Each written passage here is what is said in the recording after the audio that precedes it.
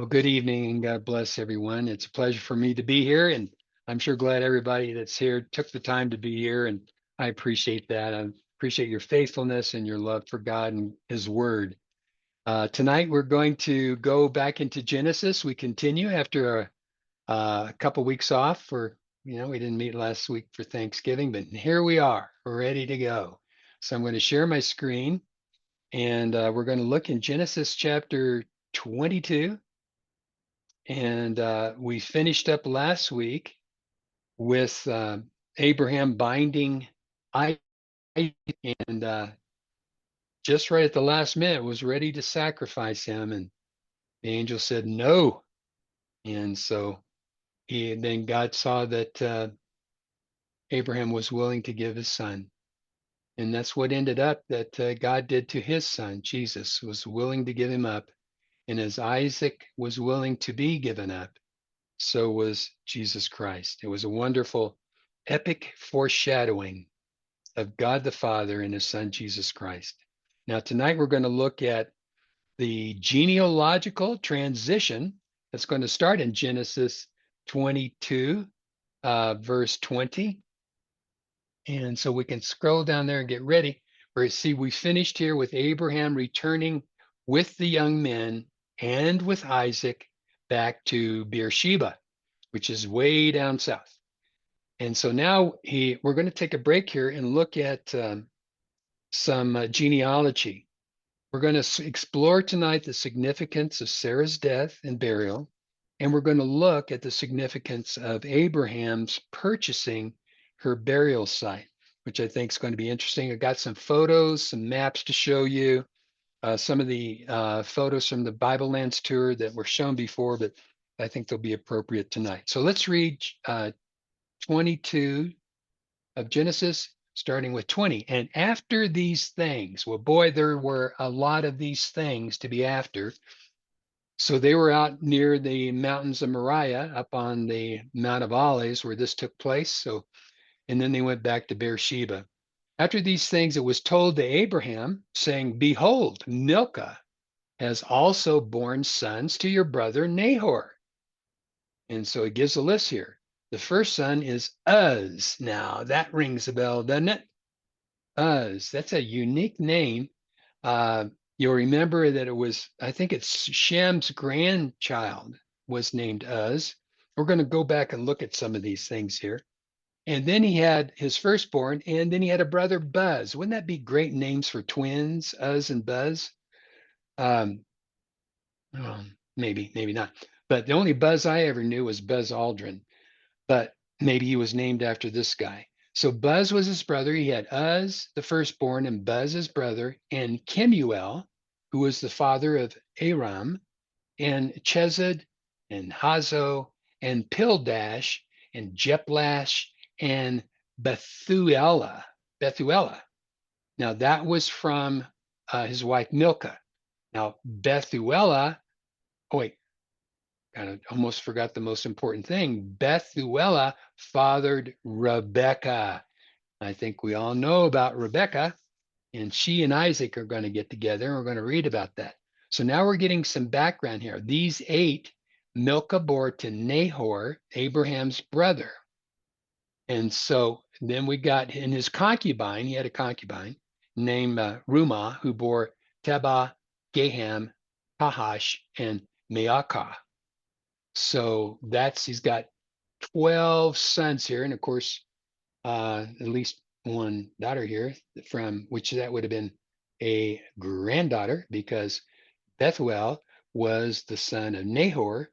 And so Bethuel would have been Nahor's granddaughter. So we're going to figure out what relation she was to Isaac here in a little bit. So we see that Abraham's brother Haran fathered okay, now I'm going to switch back here. We haven't seen it yet. Genesis 11, we're going to take a look at in verse 26. We read some of these verses before, but this is, we'll get these just genealogy fresh in us. Now, these are the descendants of Terah. Now, Terah is Abraham's dad. You'll remember him that he was up there. They were coming out of the land of Ur, and they stopped just a few miles away at Haran. because his dad got really old and couldn't make the trip apparently. So they hung around there. And but the background is that Terah fathered Abram. Now his name's first, but he's not the firstborn. We don't know if Nahor or Haran was the firstborn, but Abraham wasn't. Now Haran died early, but he did father Lot. And that's probably one of the reasons why Abraham took Lot with him to the promised land. Now Haran died before his father did in the land of his birth in Ur of the Chaldees. So Haran died up in Ur. Now they had traveled from Ur to Haran, and that's where, but he died up there. It's interesting that Haran has the name of Haran, the city. Maybe it was named after him, don't know. But that's way up north, and we're going to take a look at a map here before long just to make sure we got that all straight.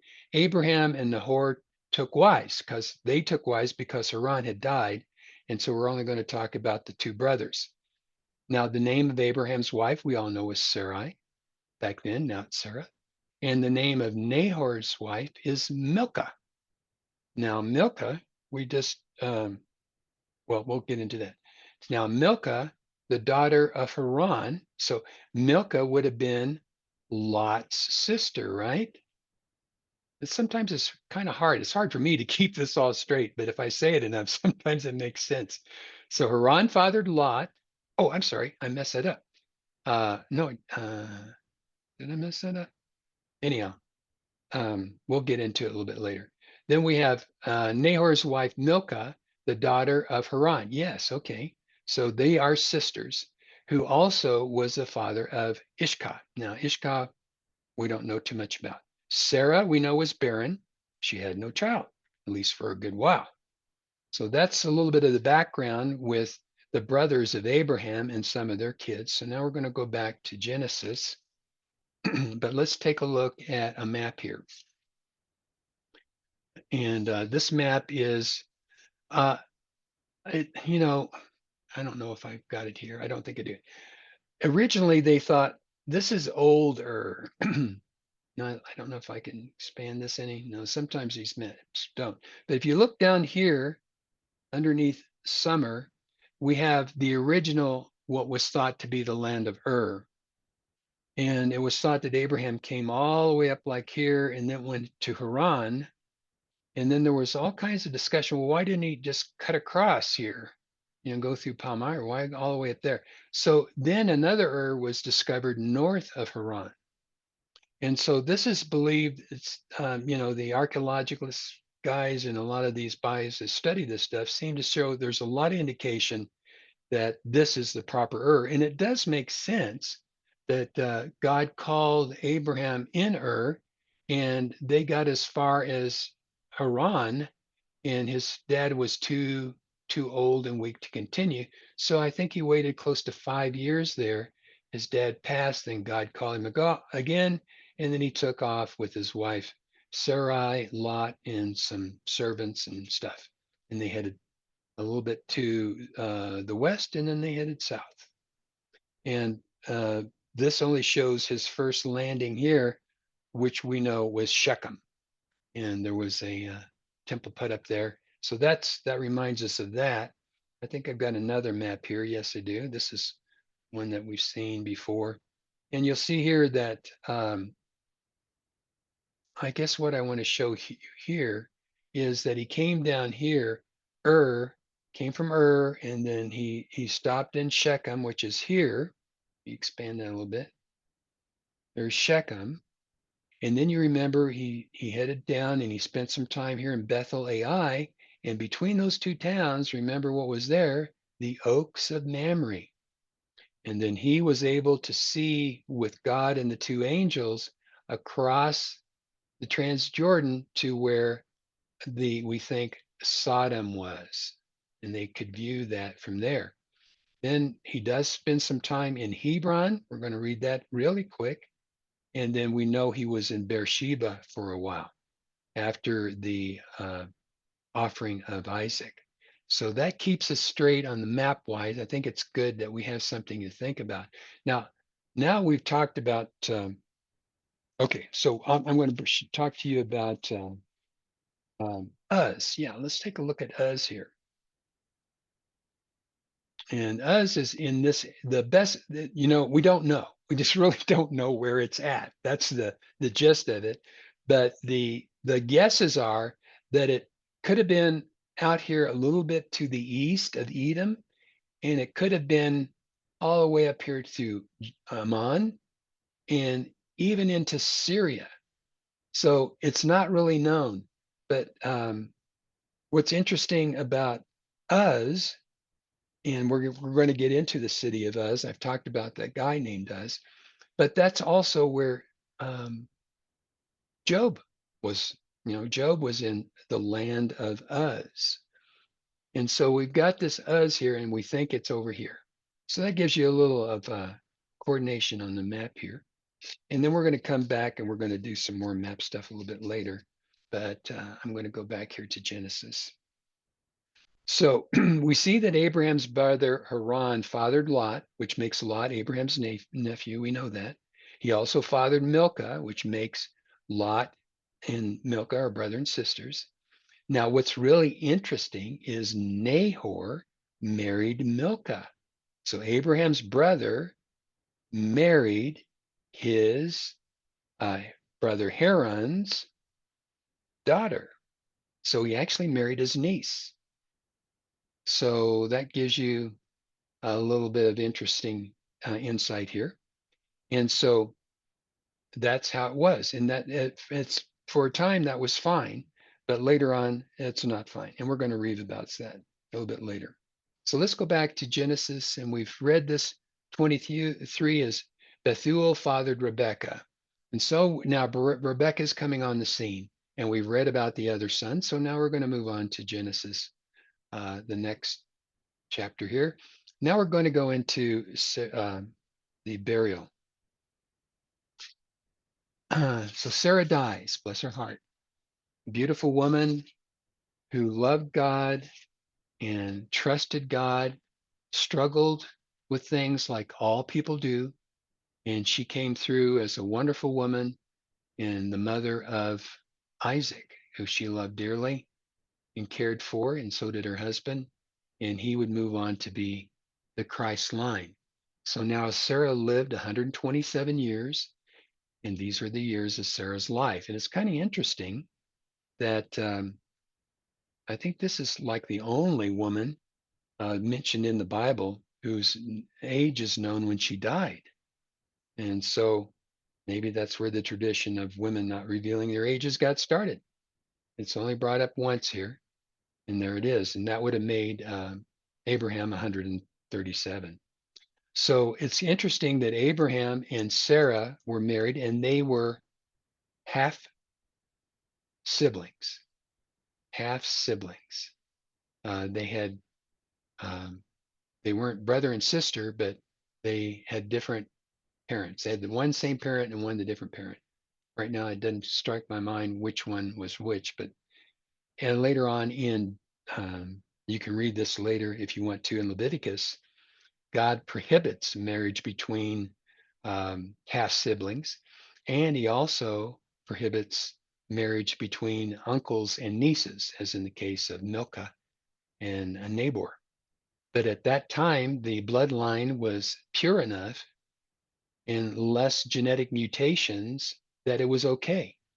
Later on, as um, the curse that was caused by when the land was cursed, the people were never cursed. Sorry, when Adam fell and Eve, then we had that decreasing of life eventually, and we had this. Basically, it's a genetic mutation, and as you get farther away from Adam and Eve, the more likely there's going to be problems with the offspring if they're too close. And so God set that up then, and then he even makes it even more strict later on, I believe. So Sarah died in Kiriath Arba. Now, Arba is a name of, you'll remember when we talked about the Nephilim. So Kiriath Arba was the first name for the city, but it's also Hebron, which we're familiar with, in the land of Canaan. And Abraham came to mourn Sarah and to weep for her. So Sarah died in Hebron, uh, and we know about Abra. And so Kiriath Arba just means a town of Arba. And then later on, somewhere along the line, it got changed. Now let's take a look at the next verse. And so he was there to weep for his wife, and that was his wife of over 100 years, which is really quite amazing. You know, when you live that long, it can add up. Abraham didn't die till he was 175, but there we have that. So let's look at verse 3. Abraham rose up from his dead wife, and he spoke to the sons of Heth. Now, Abraham was, we all know Abraham was a big deal. He had a huge amount of property, his cattle, herds, tents, all kinds of stuff. And he was well known. He moved around the area, so he didn't stick in one spot. He was a sojourner. And so these Hittites, these sons of Heth, came to visit him and to pay tribute, which would make sense because he was a very godly man, an honored man, and they wanted to pay the respects. Now, Abraham had thought about making the request, making this request for Machpelah, because it seems like Sarah's death wasn't sudden, because he thought about it. And we're going to see some of the things that come up in this record that show that will bring that to bear here. And we know that people back then, is when they died, they were buried. We have a lot of records in the Bible where they die and they take them away. So uh, he needs to have a place for her to be buried. And so the sons of Heth come saying, so Abraham rose up from his dead wife to speak to these people who'd come to see him. He says, I am a sojourner. Well, what's a sojourner? It just means somebody that moves around. And I'm a foreigner, and he was a foreigner because he came from Ur, and now he's living there. And he wasn't born and raised there like a lot of people were. He showed up much later in life. And so he was in so he could have been in Beersheba. We know he was there, but now he's in Hebron, and he needs to get a tomb. Give me property among you, for a tomb among you, so that I may bury my dead from before me. We just this can't go on. We have to get a place for her. The sons of Heth answered Abram, saying to him, Hear us, my lord. You are a mighty ruler among us. Bury your dead in the best of our tombs. No man among us will withhold from you his tomb for burying your dead. Very kind and respectful offer, but it didn't really seem to, and we're going to see this, it was almost like they were allowing him to use their property to bury his wife. And he didn't want that, because then he would have no say as time went by. And oftentimes these people would plan for more deaths so they could be buried with each other. So we're going to be talking about doing a little purchase here. And so Abraham rose up. So apparently they were sitting, and he wants to say something. This is probably going to be important. So he stands up and he bows, and he says to the people of the land, this, and that is to the sons of Heth.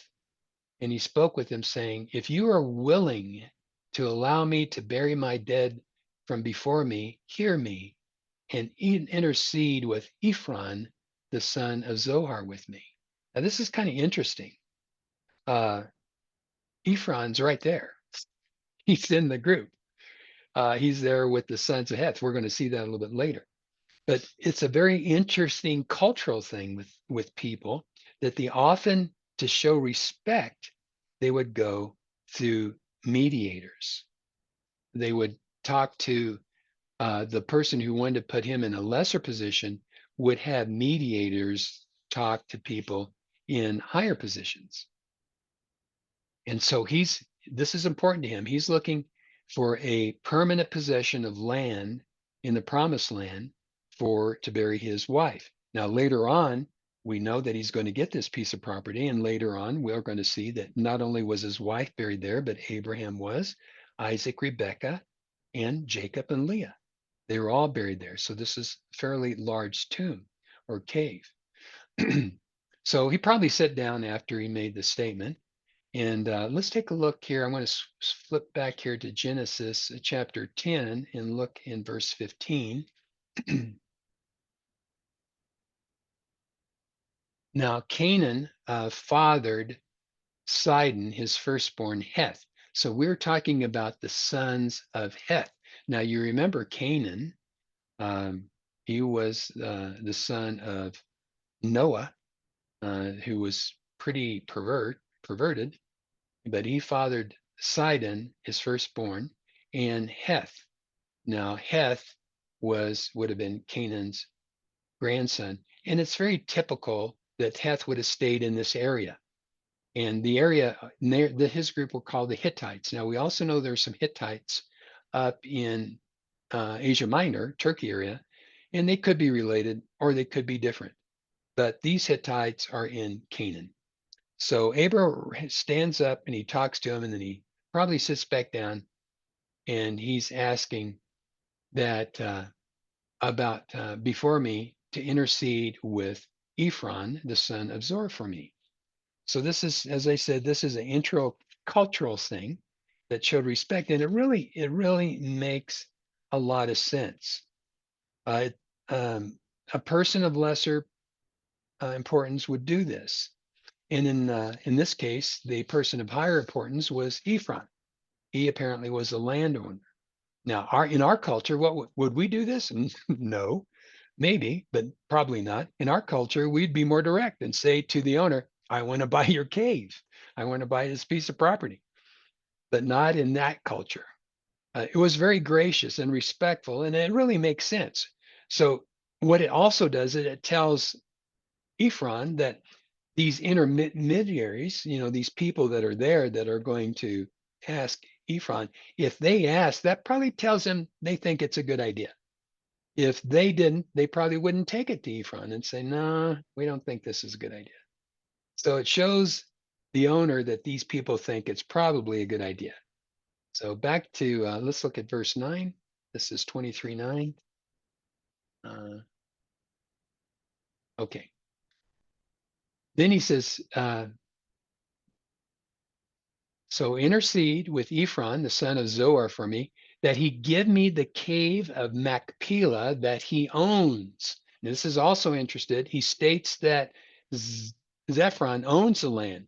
Now, if there was any question that he didn't own the land, it would get brought up right then. "Oh, no, I don't own that.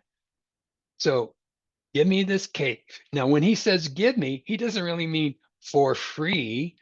It's give me, and they're going to negotiate a price, which is at the edge of this field. So he's not trying to buy a whole lot of property, but he wants to buy this Machpelah for the full price of silver. Let him give it to me in your presence as a property for burying place. Now, it's interesting too. It says in your presence. Why does he say that?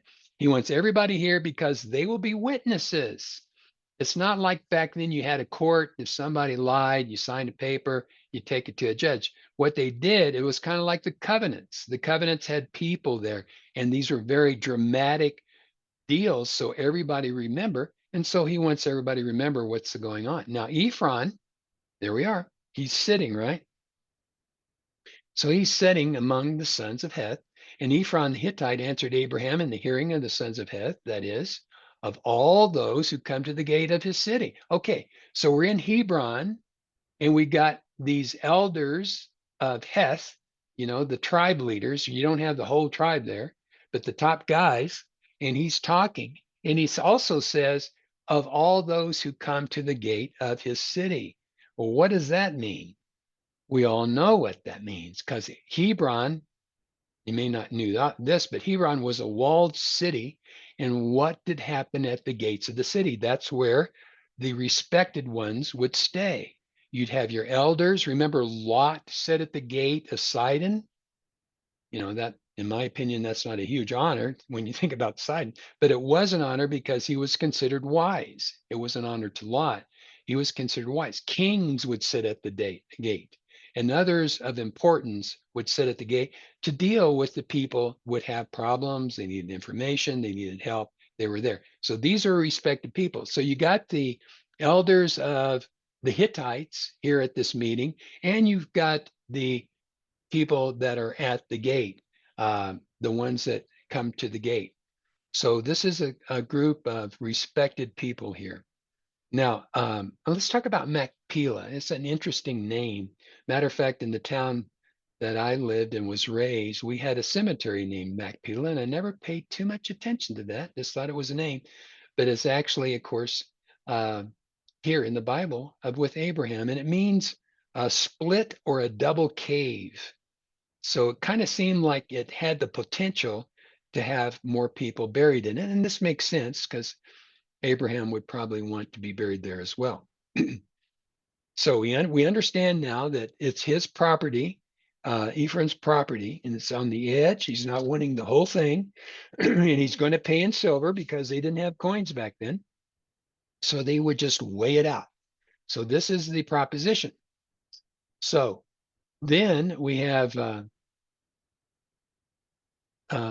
answered Abraham, this is Ephron speaking. No, my Lord, hear me. I give you the field and I give you the cave that is in it. Before the eyes of the sons of my people, I give it to you, bury your dead. So this isn't super clear, apparently, to Abraham, because are you saying I can just use it or to bury my dead, or and you won't sell it to me? What's going on? So Abraham needs to respond. So he gets up again and he bows down before the people there in the group of the land. And he spoke to Ephron. Now he's going to talk directly to him in the hearing of the people. So that means he wasn't whispering.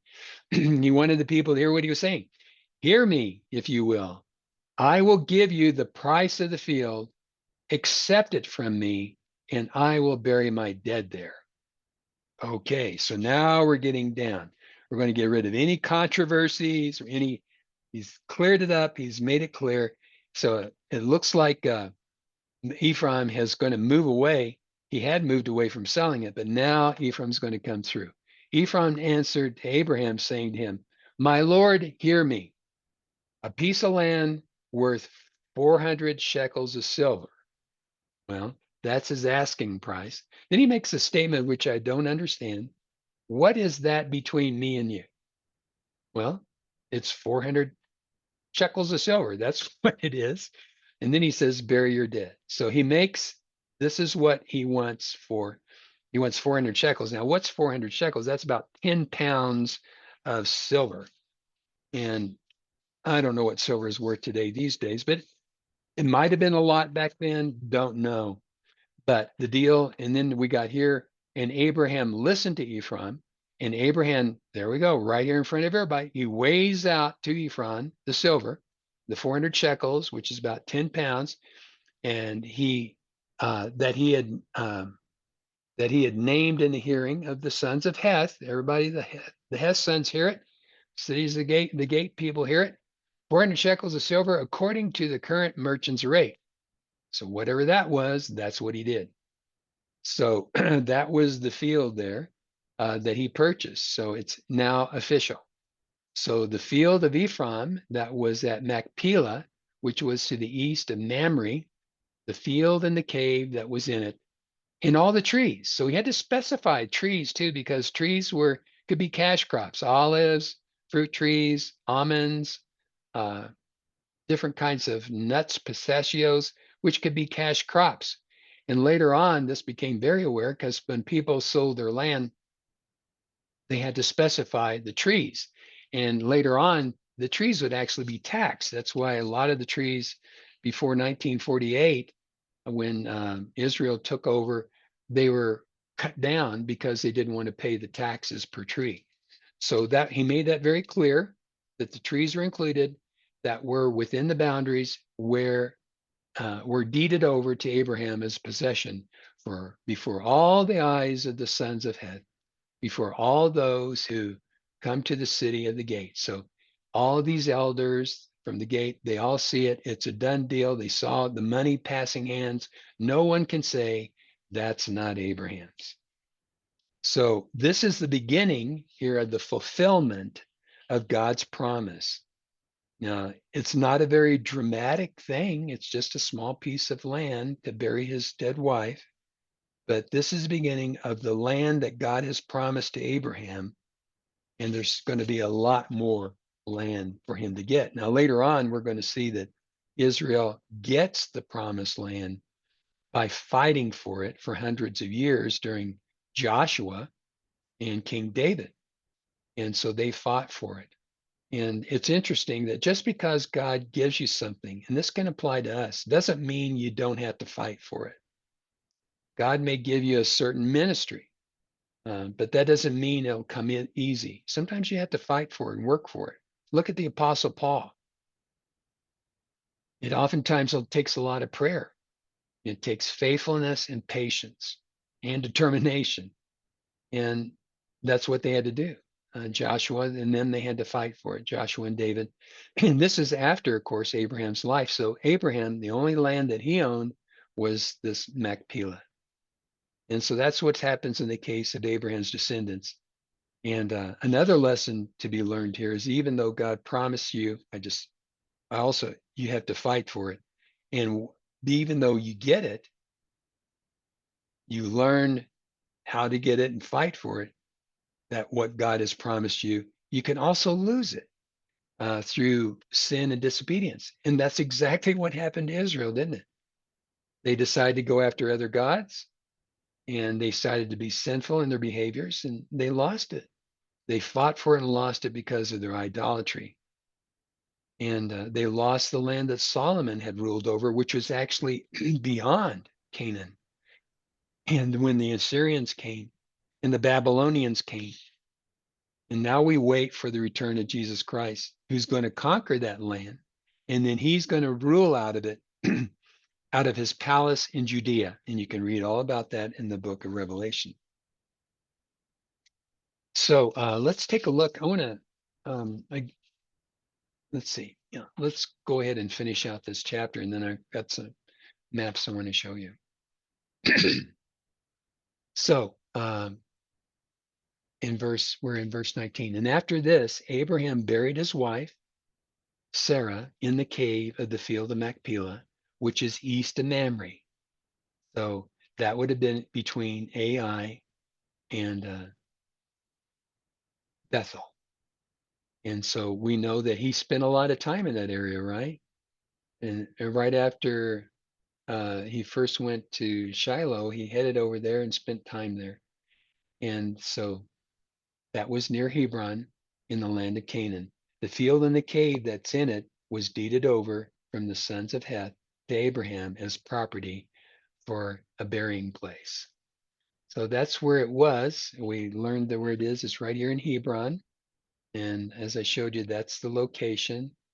And here's Ai and Bethel. That's where, whoops, I messed that up. So this is the location. It's not there, but it's near Mamre. And I messed that up. Mamre is not up there. It's down here. I just forgot exactly where it is. So we'll, just so you know that. Now let's take a look at some other stuff here. I wanted to show you, this is a modern day version of what Abraham probably lived in his sojourning. They made these tents. Now, these tents were made out of camel hair. And the camel hair, as I've told you before, in the heat, it shrinks and allows airflow. And when it's raining, it swells and helps prevent water from coming in. And you can just picture something like this.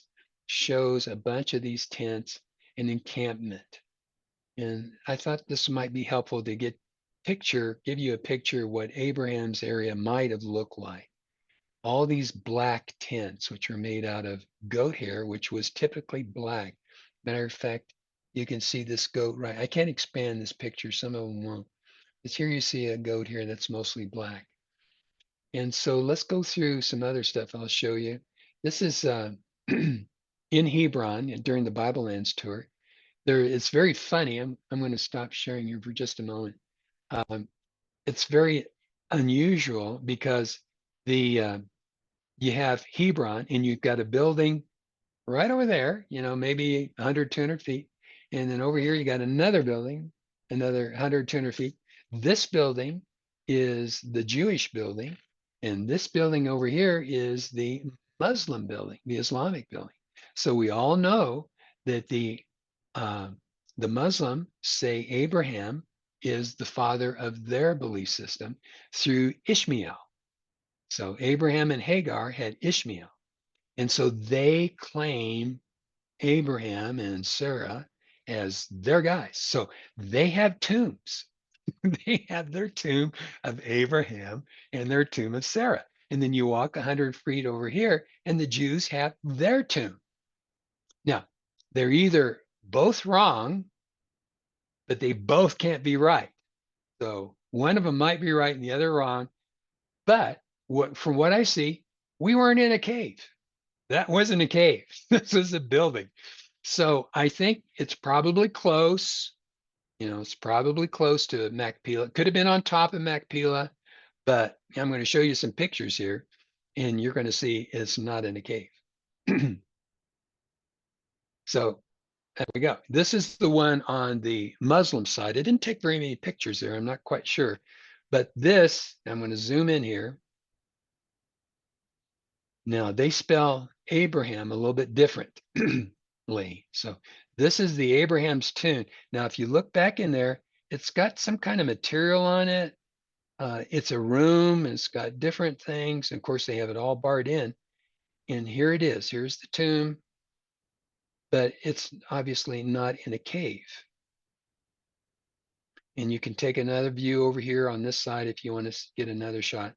So then we move on to this is a Jewish building where the uh, tombs are located. Now we walked up these steps and then we walked into this area down here behind these trees to get into the building. The entry was over here. I'm going to give you another shot.